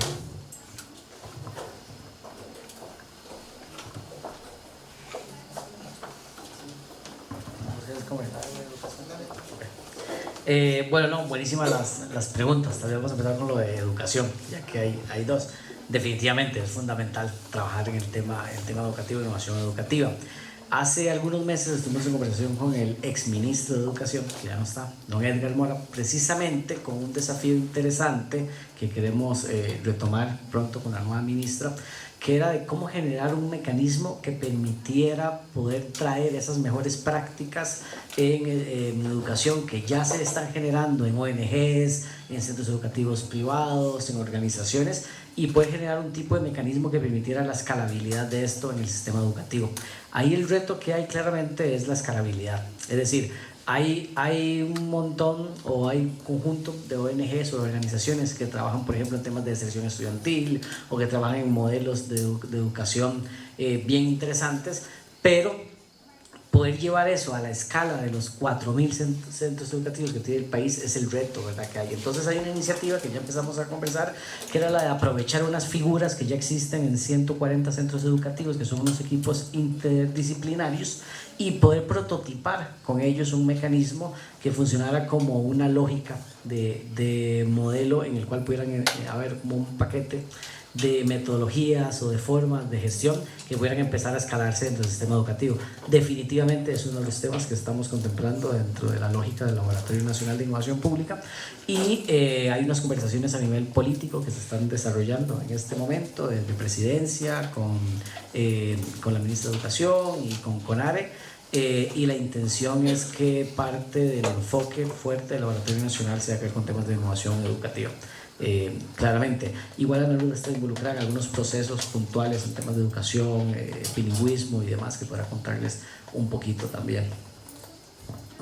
Sí, tal vez específicamente en educación, y el país tiene demasiadas deudas históricas en el tema de educación, y desde que iniciamos, yo imagino nada más Pablo siendo un chamaquillo, que era tan insoportable que todas las maestras les decía: cállese, siéntese, no diga, no comente, no hable, váyase. La mamá intentó dejarlo botado, mentira. Y eso hace que desde el momento donde una persona quiera empezar a experimentar, quiera empezar a descubrir el mundo, se le castigue. Entonces, cuando llega a las etapas superiores y queremos tener planes remediales para que los chiquillos sean innovadores, para que se adapten a cambios, para que sean más arriesgados, ya es imposible, porque cuando estaban en esa etapa empezamos a decirles no. Y mucho de lo que estamos intentando hacer en primera infancia es trabajar también con las docentes. Yo estoy también, por otro lado, con una iniciativa, y es específicamente en el tema de idiomas, ¿verdad? En el tema de un segundo idioma. El rezago en educación que tiene Costa Rica es 12 años enseñando inglés, y salimos de los colegios públicos sin tener ni un A1 ni un A2, que es el mínimo conversacional. Y eso hace que cuando lleguen a las universidades, o cuando llegamos a la universidad, tengamos el gran reto de terminar una carrera, aprender un segundo idioma, porque el mercado laboral ya está requiriendo un segundo idioma. Y esto en carreras tan complicadas tal vez como las ingenierías, que ya el mercado laboral de por sí es complicado, y dice, si no tiene inglés, no importan sus 5 años de estudio. Entonces ahí estamos echando a andar una cosa que se llama la Alianza para el Bilingüismo, y para mí es total una experimentación, porque la administración pasada intenté generar, ¿verdad?, cómo mejoramos la enseñanza en inglés en el sistema público, intenté por todas partes, intenté generar mecanismos políticos, mecanismos no políticos, etcétera, no funcionó. O sea, yo estaba frustradísima, hasta que en esta administración dije, bueno, intentémoslo por otro lado, y el otro lado es, ¿quiénes son los que saben? Voy a sentarme a escuchar qué es lo que saben. Y empezamos a esas iniciativas pequeñas que estaban resultando, a empezar a escalarlas. Y decir, si funcionan pequeñito con estas adaptaciones, ¿cómo funciona a una escala regional? ¿Cómo funciona en tantos centros educativos? ¿Cómo funciona en todo el sistema? Y eso es un poco lo que estamos intentando hacer. No es fácil, y sería simplista de mi parte decir que se nos ocurrió de la nada. Es un proceso de convencer muchísimos actores, pero lo estamos intentando, y como dice Pablo, del laboratorio queremos entrarle todavía con más fuerza al tema de educación. Y nada más para contestarle al compañero, una de las cosas que nosotros, antes de entrarle a estos 3 procesos que nosotros le llamamos pilotos para el laboratorio de innovación, antes de entrarles, dijimos cuáles son esas características que tienen que tener estos pilotos para que no sea igual a cualquier otro proceso, para no dejar tampoco esta sensación en la institución que llegamos muy bonito, hicimos estos talleres y salieron estas ideas y nos fuimos, y todo el proceso quedó ahí. Una de las cosas que hicimos fue generar compromisos institucionales, como lo hace el INNOAP. Lo que se desarrolle, el compromiso de la institución es la implementación. Pero también trabajamos desde la empatía, un proceso donde los funcionarios son los que desarrollan. Nosotros de alguna forma solo somos facilitadores de un conocimiento que tenemos, pero ellos son los que tienen el conocimiento del día a día en la institución, son los que mejor conocen el problema, son los que están con los usuarios, son usuarios internos.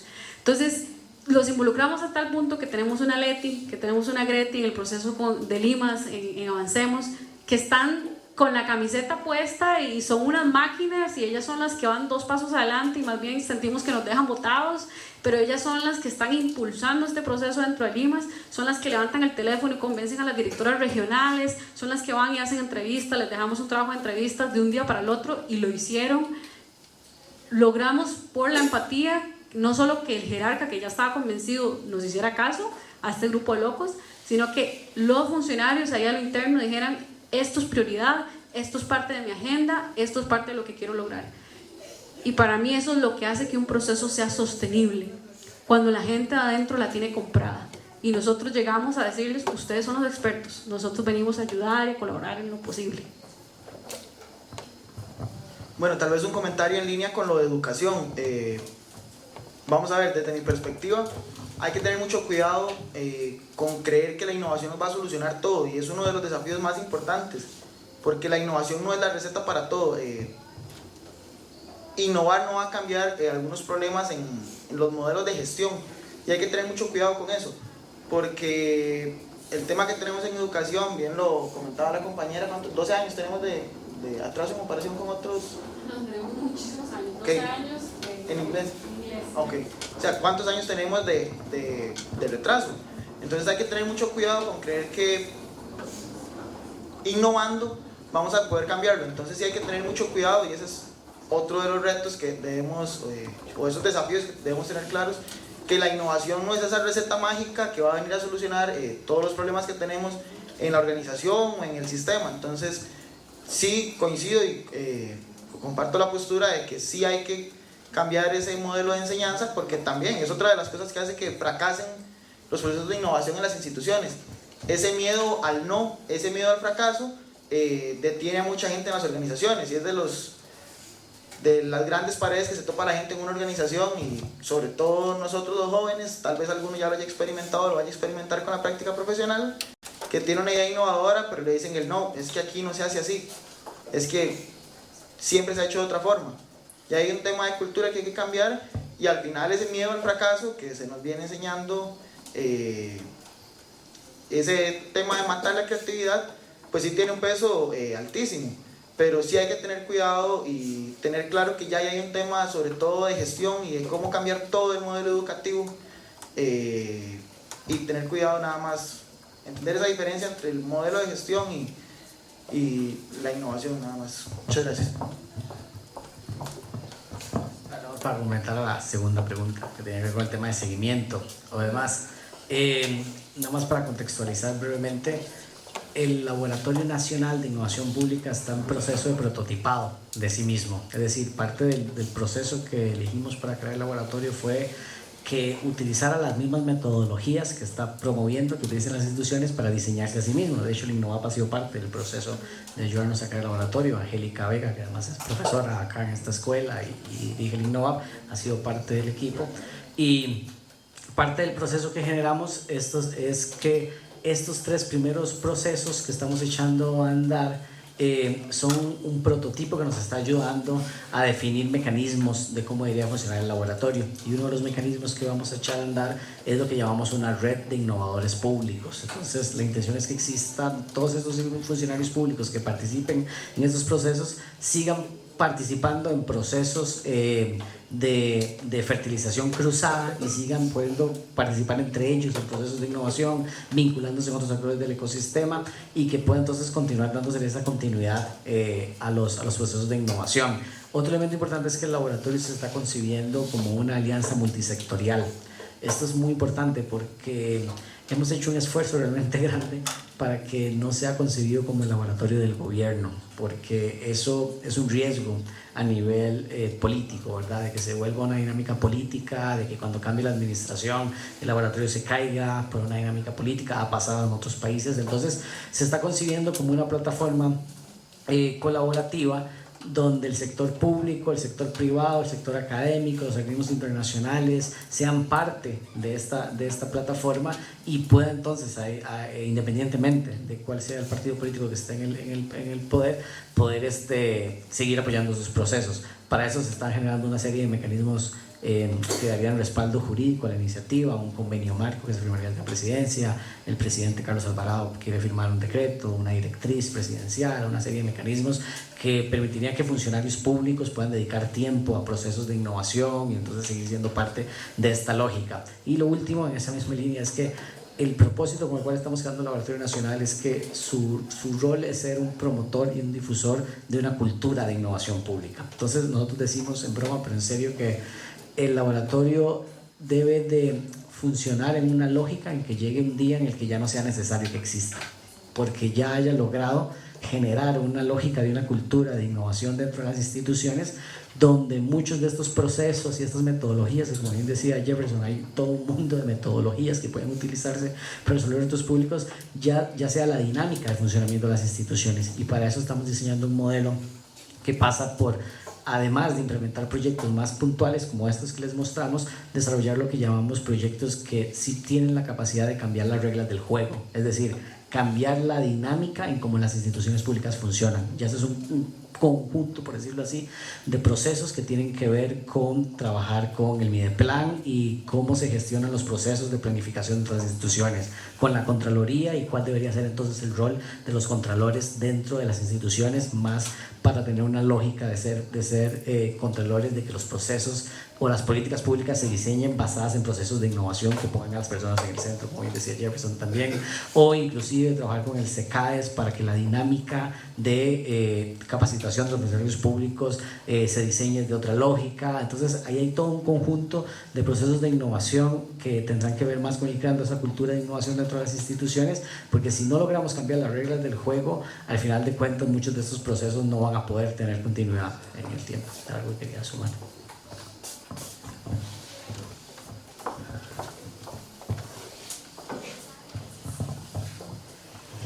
Bueno, lo mío son 2 consultas para el Laboratorio Nacional. Lo primero es que algo no me quedó muy claro, y es que varias veces mencionaron que tienen como varios años de estar trabajando, pero también dijeron en algún momento que era un proceso que estaba iniciando. Entonces me gustaría saber cuánto tienen de estar trabajando y, o sea, desde cuándo inició, y también si están o han trabajado con datos, y si lo han hecho, digamos, como qué bases de datos han utilizado y qué han generado con esto.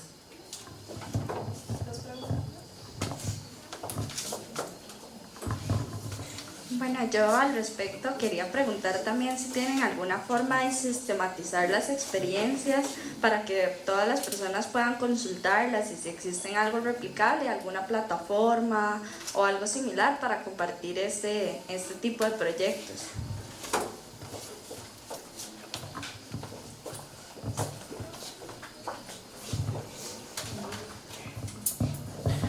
Sí, buenas noches. Quisiera hacer 2 preguntas, una más específica para Jefferson. Me llamó mucho la atención el índice de innovación social que mencionabas de Innovasque. Quería saber como cuáles son las categorías de indicadores, si es que las hay identificadas de este índice, y cómo se ha tropicalizado, digamos, o si fue un índice meramente que se tomó y se trajo a la realidad nacional sin un tipo de intervención como a nivel de contexto, ¿verdad? Contextualizado. Y para los compañeros, que gracias por estar acá, del Laboratorio Nacional, principalmente sería respecto a el papel que ha tenido el gobierno en la agenda multinivel, ¿verdad? ¿Cuáles serían los aportes?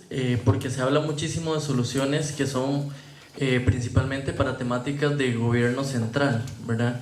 Entonces, ¿cuál es el aporte que ha tenido el laboratorio, por ejemplo, en cuanto a temas de territorialidad, en Banca para el Desarrollo también sobre emprendimiento, y cuál es la relación también que tienen con CINDE? A ver si como que me contextualizan, ¿verdad? A nivel local y como también sobre inversión extranjera.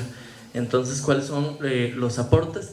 Y si se pudiera también un poquito referirse respecto a las unidades de planificación institucionales, cómo todo esto que ustedes están elaborando y generando desde el laboratorio se puede ir bajando un poquito las unidades institucionales de planificación.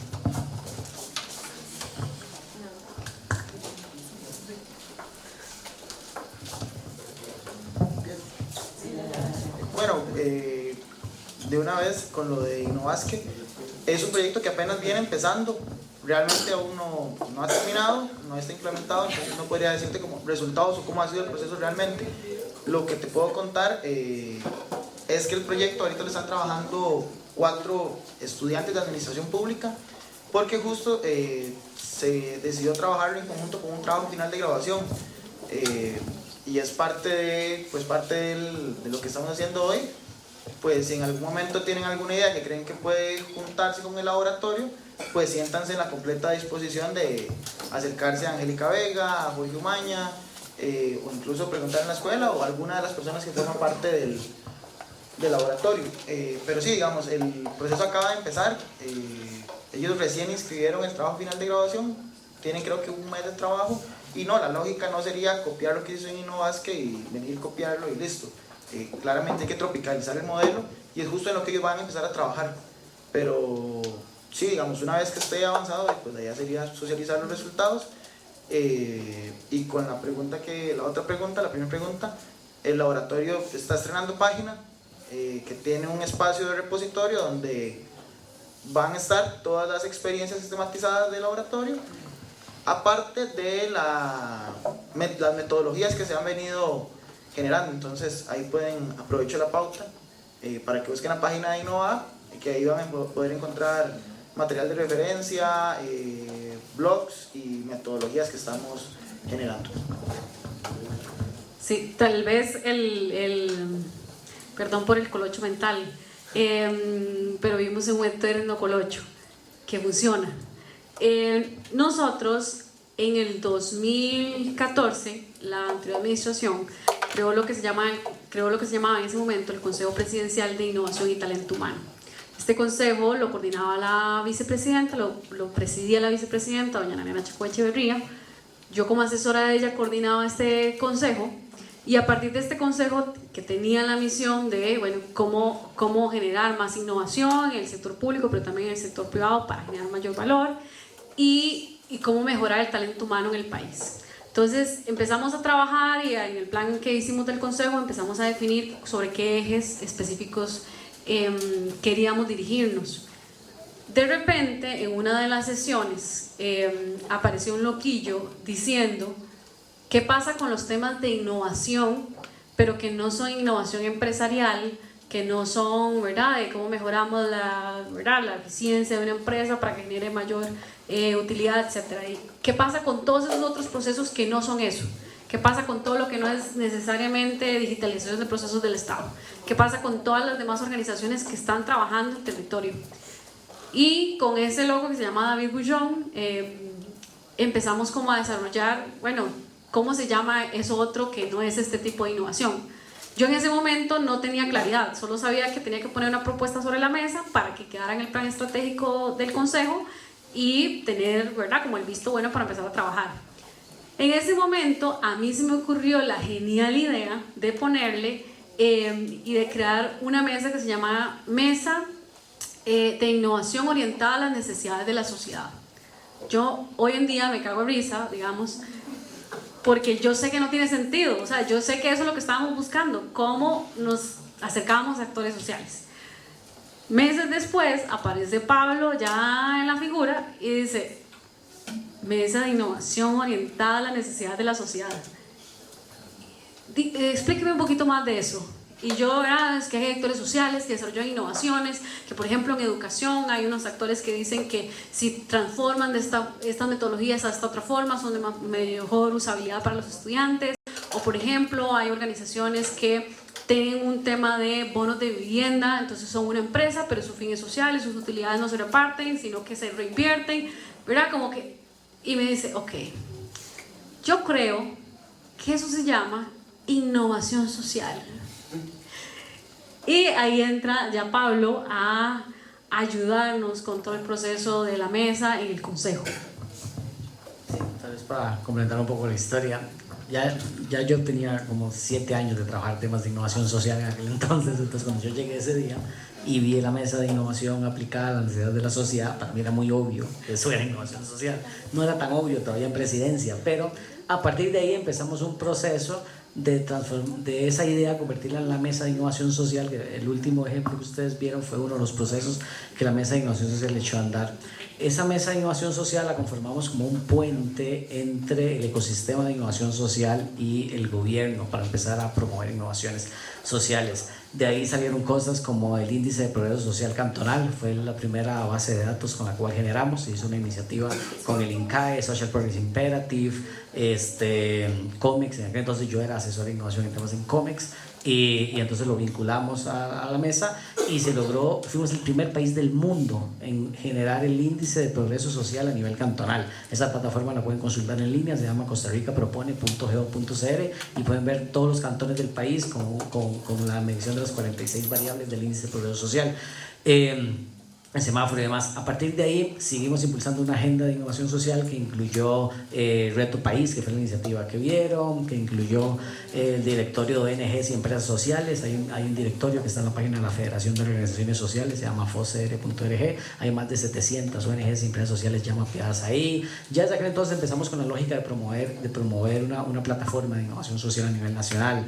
Nos trajimos el segundo encuentro latinoamericano de innovación social desde el sector público, y ahí fue donde trajimos por primera vez al Laboratorio de Gobierno de Chile y el Laboratorio para la Ciudad de México, y empezamos a generar con los actores del ecosistema una hoja de ruta que incluía la creación de un Laboratorio Nacional de Innovación Pública. Entonces, la Mesa de Innovación Social fue como el primer prototipo, ¿verdad?, del tipo de cosas que pensamos que un laboratorio podía hacer. Algunas de las cosas que empezamos a hacer fue promover más marcos normativos para emprendimiento social, una estrategia de atracción de inversión de impacto, junto con Procomer, Comex y CINDE, que luego migró a una iniciativa de economía del bienestar y toda la iniciativa que está caminando.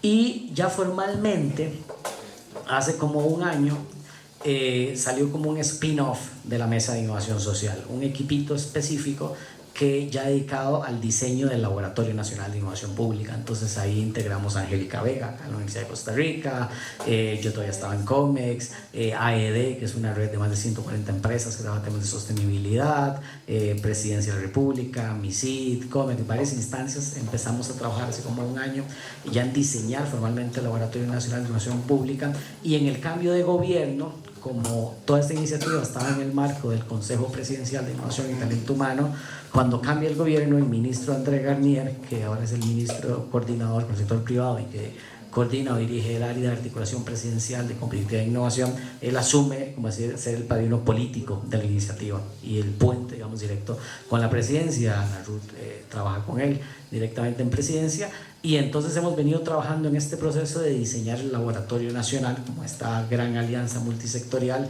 Ya hemos ido generando un pequeño ecosistema de más de 30 organizaciones públicas, privadas, académicas, nacionales e internacionales que están apoyando la creación del laboratorio. Y como escogimos el camino largo, porque la verdad es que hace como un año nos ofrecieron firmar un decreto en presidencia para crear el laboratorio, y dijimos que no era quizás la mejor manera como queríamos crear el laboratorio. Era un poco contraproducente si lo que hablamos es que hay que prototipar, experimentar, testear antes de escalar. Hicimos ese mismo proceso para la creación del laboratorio. Entonces, con apoyo del Banco Interamericano de Desarrollo, estamos terminando ya el diseño del laboratorio como tal. En los próximos meses se va a lanzar a nivel nacional. Ya estamos empezando a ejecutar estos primeros proyectos formalmente como prototipos, ¿verdad?, del diseño del laboratorio. Se va a lanzar una página web donde va a estar sistematizada la experiencia de estos casos. Se va a generar una guía de implementación de procesos de innovación pública basadas en el modelo del doble diamante. Eso va a ser completamente público, es parte de lo que se está generando, financiado por el BID. Eso se va a poner a disposición de cualquier persona, funcionario público, estudiante que lo quiera utilizar para hacer procesos de innovación pública. Y entonces estamos terminando de generar el marco normativo, por decirlo así, o el respaldo jurídico del laboratorio, que el modelo que más nos gusta es que probablemente va a funcionar muy similar a cómo funciona el Estado de la Nación, vinculado por un lado con CONARE, va a ser como una instancia pública, privada, académica, con un consejo directivo integrado por actores del sector público, el sector privado, el sector académico, y pudiendo gestionar algunos fondos públicos, privados, académicos, entre otras cosas. Eso como para resumir un poco la historia y el proceso en el que estamos en este momento de creación del laboratorio. En relación al tema multinivel, ya estamos en conversaciones con la presidenta ejecutiva del IFAM para trabajar procesos de innovación también a nivel del IFAM, con gobiernos locales. Todavía tenemos que concretar cuál sería la iniciativa que trabajemos, pero ya hemos empezado conversaciones. No sé si se me escapó alguna de las preguntas. Inversión extranjera. Sí, bueno, eso es desde la Mesa de Innovación Social empezamos un proceso para generar el tema de atracción de inversión de impacto, ¿verdad?, en Costa Rica. Entonces ya hay una iniciativa también que está siendo liderada por el sector privado que se llama We All Wellbeing Economy Alliance, que también reúne a todo un grupo de organizaciones que están promoviendo el tema de economía circular, inversión de impacto, entre otras cosas. Y algunas de las iniciativas puntuales que se han puesto sobre la mesa es que con Procomer poder generar, y es una idea que está dentro de Procomer y hay que terminar de empujarla, de crear un licenciamiento de marca país para zonas francas, que sean zonas francas sostenibles, y vincular eso a una estrategia de CINDE de atracción de empresas B. Entonces ya de hecho pusimos en contacto a CINDE con Sistema B, y parte de la idea es que mapee empresas B a nivel global, que para los que no saben son empresas sostenibles, es una certificación internacional y un movimiento que reúne más de 2.500 empresas que generan valor social, ambiental y económico, y entonces por ahí pasa un poco el tema de las iniciativas. Hay otra iniciativa puntual que se está generando con un grupo de actores del ecosistema que la conocemos, de generar una estrategia nacional de atracción de inversión de impacto, entonces también la tenemos por ahí mapeada. ¿Perdón? Sí, a eso iba justamente. Una de las cosas que hemos hecho en estos procesos es incorporar en cada uno de los procesos institucionales a las unidades de planificación. Entonces, por ejemplo, el proceso que estamos haciendo con el IMAS, y específicamente como es el rediseño de uno de sus programas, necesitábamos que planificación entendiera la lógica bajo la cual estábamos trabajando y que no era nada más decir el reglamento no lo permite o organizacionalmente no estamos listos para, etcétera, sino hay una lógica de experimentemos, veamos qué sirve, hagámoslo en pequeña escala, qué pasaría si. El tema de hacerse las preguntas correctas sobre el problema es algo en lo que hemos estado trabajando. Entonces, de lo que sí creemos es que las unidades de planificación tienen que ser parte de los procesos que estamos echando a andar. Y otra de las cosas es, dentro de la lógica que trabajamos de todo el laboratorio, si bien es cierto, nosotros empezamos por el tema de servicios, y como lo ven los casos que nosotros tenemos es mucho de afectación directa con un usuario externo que involucra a usuarios internos, pero es más como de servicios. Lo que nosotros planteamos es que el tema es sistémico, y si nosotros queremos lograr un cambio en el Estado que sea más eficiente, que logre entregar valor público de mejor forma, necesitamos llegar a los niveles que están mucho más antes. Y uno de esos niveles es todo lo que tiene que ver con temas de planificación, todo lo que tiene que ver con temas de fiscalización, todos los temas que tienen que ver con reglamentación y hasta el tema mismo de cómo administramos el Estado. Entonces, el laboratorio permite, digamos, empezar a trabajar en servicios, pero nuestra lógica es llegar hasta los niveles como más profundos.